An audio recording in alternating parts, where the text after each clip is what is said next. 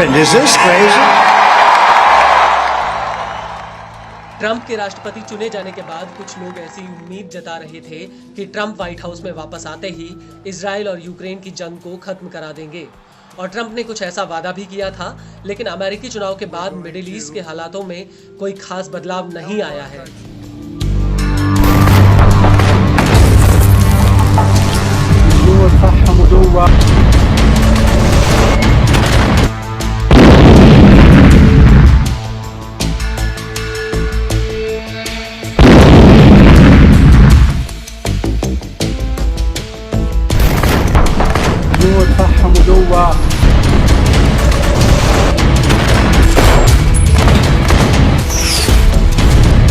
बल्कि इजराइल और हिजबुल्लाह की जंग और ज्यादा भीषण होती जा रही है, क्योंकि एक तरफ जहां आसमान से आईडीएफ हिजबुल्लाह पर बम और गोले बरसा रही है, वहीं दूसरी तरफ हिजबुल्लाह इन हमले के बावजूद इजराइल के भीतर बड़ी बड़ी मिसाइलें दाग रहा है।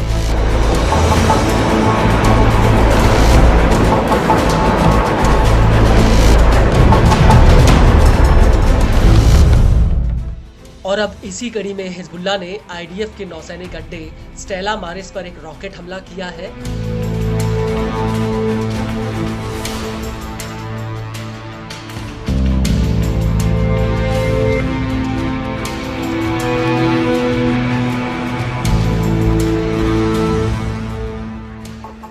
आपको बता दें कि स्टेला मारिस बेस हाइफा के उत्तर पश्चिम में स्थित है और इजरायली सेना इस बेस का इस्तेमाल नवल मॉनिटरिंग और कंट्रोल ऑपरेशन के लिए करती है।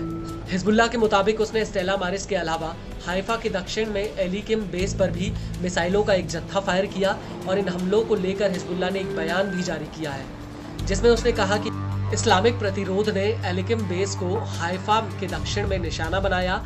इस पर मिसाइलों का एक जत्था फायर किया गया।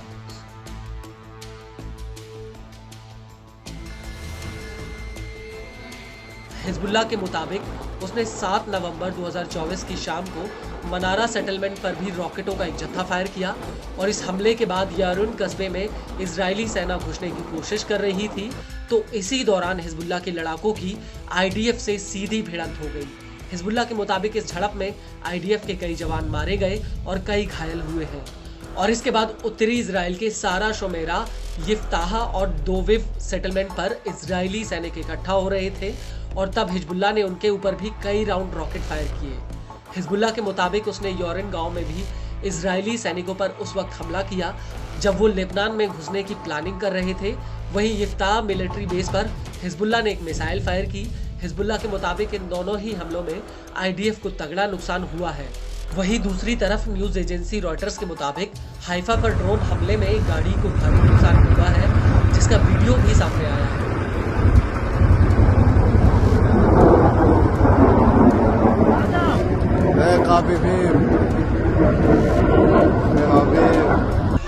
אלוהים, אלוהים, איזה מזל.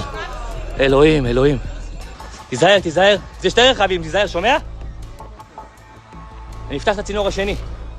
इस वीडियो में साफ दिख रहा है कि कैसे घर के बाहर सड़क किनारे खड़ी गाड़ी के शीशे चटके हुए हैं।